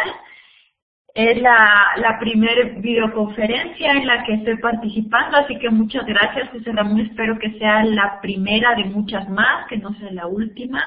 Y lo mismo con ustedes, compañeros, espero que sea el primero de muchos otros encuentros virtuales, y qué mejor en persona, ojalá sea posible. Muchas gracias, José Ramón, muchas gracias, Carlos, Itandewi, Emerson. Y Juan, muchísimas gracias a ustedes por compartir su experiencia. Curiosamente, bueno, estamos los que tenemos que estar compartiendo en el espacio. Lamentablemente faltaron 2 ponentes, pero se ajustó perfectamente la temática, porque los 4 ponentes pues han trabajado con la misma población, con las mismas características. Entonces fue muy enriquecedor, y ojalá podamos seguir compartiendo las experiencias del arte dentro de la educación, dentro de la salud, en muchos otros momentos. Así que muchas gracias, José Ramón, por este gran esfuerzo de ponernos en contacto de toda esta parte logística. Quedo muy agradecida, quedo muy enriquecida con sus experiencias, con todo el conocimiento que tienen, y seguimos en comunicación. Por ahí tenemos ya el correo electrónico de cada uno de nosotros, así que bueno, me da muchísima pena tener que retirarme antes de escuchar las respuestas de estas preguntas que se están haciendo, pero bueno, el deber laboral me llama, así que disculpas y muchísimas gracias. Sigamos haciendo arte todos, porque el arte nos une y el arte nos fortalece y nos hace una mejor sociedad. Entonces, muchas gracias por estas aportaciones, por esta gran labor que cada uno de ustedes realiza. Agradecido por estas palabras, a Mariana. Bueno, cedemos en este momento la palabra al compañero Juan Diego Zuluaga.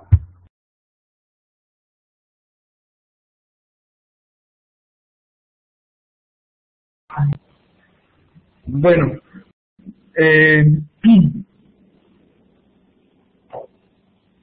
muchas gracias. Muchas gracias. No, ha sido muy gratificante como encontrar la propuesta de la gente de Seño y Verbo, y básicamente, para nosotros está muy claro que la barrera es comunicativa y que tendríamos que trabajar para nosotros desde las competencias en lengua de señas. Sin embargo, toda nuestra propuesta de arte sordo tiene que ver un poco con, no solo con la lengua de señas, sino con una comunicación que va más allá de las lenguas, y empieza a haber una comunicación desde otros sistemas sísmicos, como el cuerpo. Bueno, básicamente sí nos interesaría como conocer el trabajo que en relación con las familias y la interacción y el compromiso de ellos en todo el proceso, en todos los procesos, porque para nosotros una de las grandes barreras son el compromiso de las familias. Entonces sí nos interesaría que la maestra, la licenciada Margarita, nos compartiera un poquito antes de irnos sobre eso. Muchas gracias.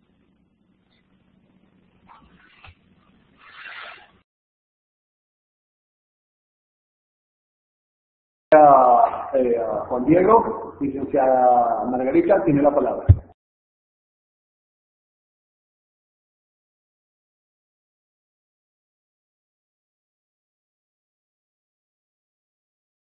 Licenciada, tiene la palabra en este momento, y bueno, aquí hay una pregunta que ella le hace en este caso a Juan Diego, pero bueno, en este caso podemos ir respondiendo por partes. Usted va a responder a la pregunta de Juan Diego primero, y luego, bueno, Juan Diego responde a la pregunta que usted le hizo. Adelante.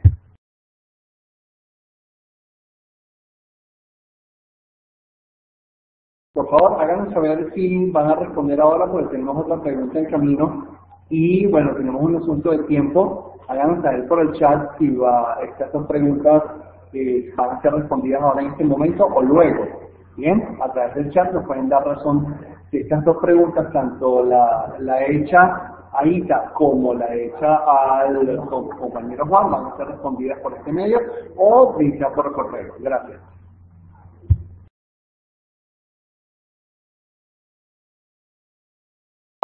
Bueno, vamos a darle paso a nuestra última pregunta de la tarde, que la va a hacer la compañera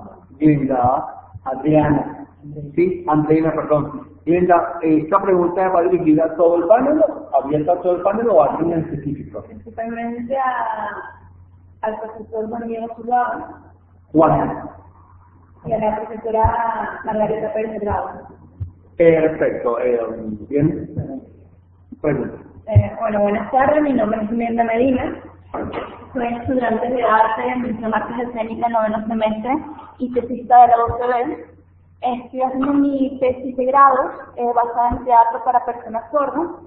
Esto comienza a crearse a partir de la información que hay de teatro de y para personas sordas en Venezuela, y comienzo a investigar y comienzo a hacer mi trabajo en lo que sería el trabajo que propone Jarle Lecon y Constantine Stanislavski en cuanto al trabajo corporal y al trabajo con las acciones en el escenario. A partir de allí comienzo también a investigar lo que ustedes hacen en Colombia y en México principalmente, y me encuentro con un trabajo que han desarrollado maravillosamente en cuanto a la integración del público oyente, el actor sordo y actor oyente, en cuanto a México principalmente. Y creo que mi pregunta va en cuanto en qué se basa, si son teorías, en maestros, para la creación de esta técnica o forma de trabajo. Y mi segunda pregunta sería, ¿cómo traducen el texto del castellano a la lengua de señas? Es como si hay un proceso que se basa en algo principalmente. Gracias.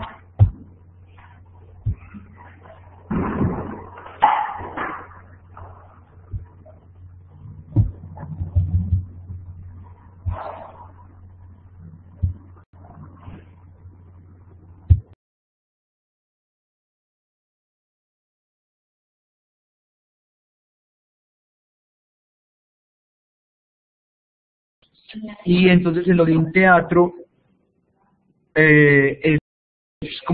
sido como nuestra base de trabajo para relacionar ese asunto del gesto. Lo que nos interesa trabajar es el asunto del gesto y del cuerpo. Entonces desde ahí es que hemos partido como en la integración. Y básicamente pues con los estudios de la lengua de señas, de la morfología y la estructura de la lengua de señas, lo de la sintaxis, la fonética y esos elementos constitutivos en relación a el cuerpo, el espacio y el movimiento. Entonces son tres elementos integradores: cuerpo, espacio y movimiento. Es muy empírico y experimental la propuesta, porque no hay referentes para nosotros de eso. Con el maestro Alberto López de Seña y Verbo planteamos también la pregunta, bueno, ¿y dónde están los referentes teóricos o dónde están las sistematizaciones de los trabajos? Pues Seña y Verbo tampoco tiene una sistematización de su trabajo en 30 años. Es algo que está ahí en construcción. Como el maestro Alberto López trabaja, es dramaturgo, y muchos años desde la dirección y la dramaturgia de teatro, ellos han desarrollado unos trabajos sistemáticos de literatura en señas. Con el Fondo de Cultura Económico de México lograron crear unos recursos didácticos, unos videos de cuentos en señas, y publicar dramaturgia en señas, porque el trabajo de ellos ha sido muy enfocado al trabajo del texto. Nosotros apenas estamos iniciando como todo ese trabajo del texto, es decir, de esas competencias del español bilingües con la lengua de señas. Nuestro trabajo ha sido enfocado más en toda esa exploración del cuerpo, por eso muy de la mano de esto de la antropología teatral. Por ello también estamos en un campo de experimentación. hablamos de un campo de experimentación, y en eso como que estamos de acuerdo con el maestro de México, con Alberto López.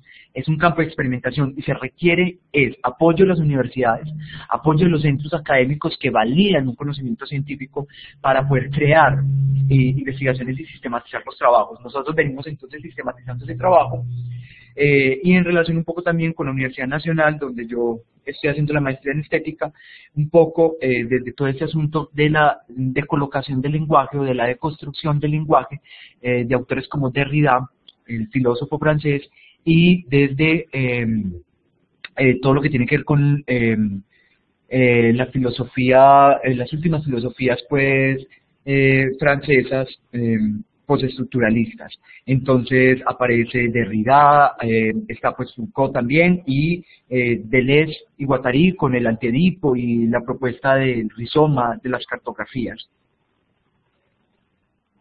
Básicamente porque el problema integrador de todo esto es la comunicación y el signo. Entonces, claro, también está la semiótica, pero más allá de la semiótica, hay una propuesta filosófica que tiene que ver con estas postestructuralistas franceses y un poco del lenguaje y dónde está el signo, dónde está el signo, dónde están esas formas también de escritura que no son las del logocentrismo, sino hay otra de colocación del lenguaje. Y básicamente, para terminar, lo del teatro, es uno de los autores fundamentales para nosotros, es Antonin Artaud, porque Antonin Artaud va a hablar de la muerte del lenguaje, la muerte del padre en el teatro, y cómo el lenguaje tiene una encarnación, y se puede encarnar, la palabra es carne, y desde ahí es que empezamos a construir como toda una construcción teórica de cuál es esa escritura corporal o esas otras escrituras. Gracias, Juan Diego. Bueno, licenciada Ita, si quiere agregar algo a la pregunta o al comentario del compañero Juan Diego.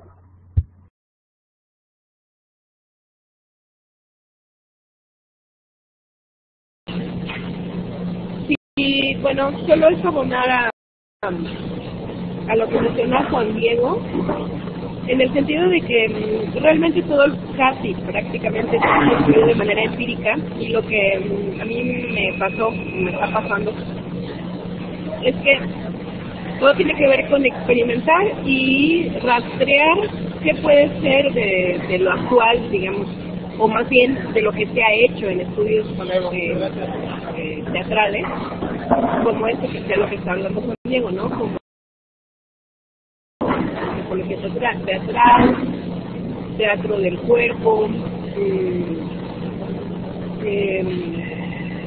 cosas que tengan que ver con teatralidades, ¿no? Teatralidades divergentes, teatralidades no hegemónicas, poéticas, ¿no? Diversas, y entonces realmente la gente que ahorita estamos escribiendo, investigando, somos mucho menos, pero creo que estamos comenzando justamente a hacer referencias de cómo puede ser metodológicamente esas puestas en escena de la comunidad sorda, en donde, como la pregunta lo está planteando, que me parece muy acertada, en donde se puede hacer posible que tanto actores sordos como oyentes puedan participar de las puestas, y asimismo público sordo y oyente.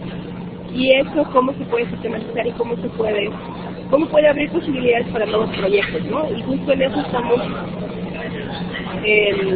trabajando con Seña y Verbo, porque a mí me interesa precisamente sistematizar eso, que creo que es muy valioso, ¿no? Que es rescatar lo que ellos han hecho en más de 20 años en México, porque una cosa es hacerlo, que es valiosísimo y que lleva mucho tiempo, pero si no se habla, si no se dice, si no se pone en la mesa y se arma el tejido de cómo es que se está haciendo, de pronto no se puede comenzar a replicar, ¿no? Además es un arte muy efímero, es inaccesible, a menos que uno esté realmente presenciando una puesta en escena de Seña y Verbo o de otra compañía de sordos, a uno no le puede quedar claro de qué estamos hablando. Pero sí me parece importante que haya esfuerzos, como en este caso el compañero Juan Diego, que me parece muy interesante la Escuela de Artes Sordos que están haciendo en Medellín, como investigaciones de gente que se está acercando a esto para poder hablar y ver cómo nos empezamos a nutrir a partir de referentes teatrales de autores como Juan Villegas, de autores como Marco de Marini, en donde podemos Pues lo más bien lo que yo estoy haciendo es agarrarme de propuestas teóricas y realmente explicar, ¿no? Tratar a partir de eso, explicar cómo es el trabajo que realiza los actores sordos en los montajes. Pero así, propiamente escrito, todavía no hay, y bueno, estamos en eso, y ojalá que cada vez más personas se sumen para que podamos hablar de eso, escribirlo y difundirlo, porque me parece muy importante. Eso es todo, muchísimas gracias.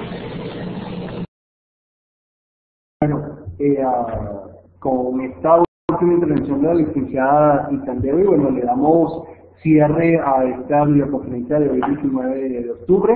Agradecemos infinitamente la participación de cada uno de ustedes, y bueno, por supuesto, no me queda más que decir un fuerte abrazo, agradecido de nuevo, y que podamos seguir viéndonos por estas redes, seguir trabajando, seguir haciendo, seguir investigando, que yo creo que es lo fundamental en esta materia, porque hay mucho que decir y bueno, por supuesto, hay mucho que hacer. Tengan la seguridad que nosotros en las próximas semanas vamos a montar esta misma videoconferencia en YouTube para que tengan acceso. Nosotros le haremos llegar, por supuesto, lo que es el link y evidentemente sus respectivos certificados de participación. Muy agradecidos, un fuerte abrazo y será hasta una próxima oportunidad. Hasta luego, gracias.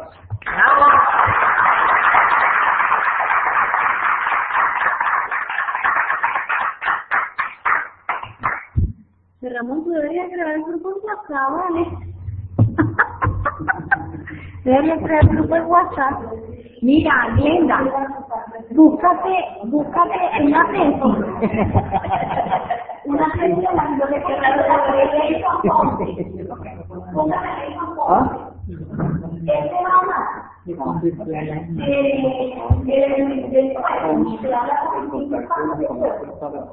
y te va a hablar el juez, te va a hablar el como yo lo uso para la mía. Unos 10. Yo te la puedo, ¿cuándo vienes tú? Bueno, yo soy la Tapatiesta. No vale.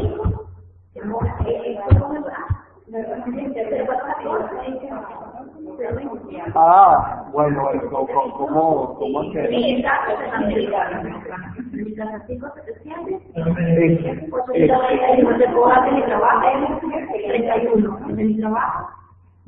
Lo que sí vamos a hacer, bueno, él está planteando lo de una red, vamos a ver.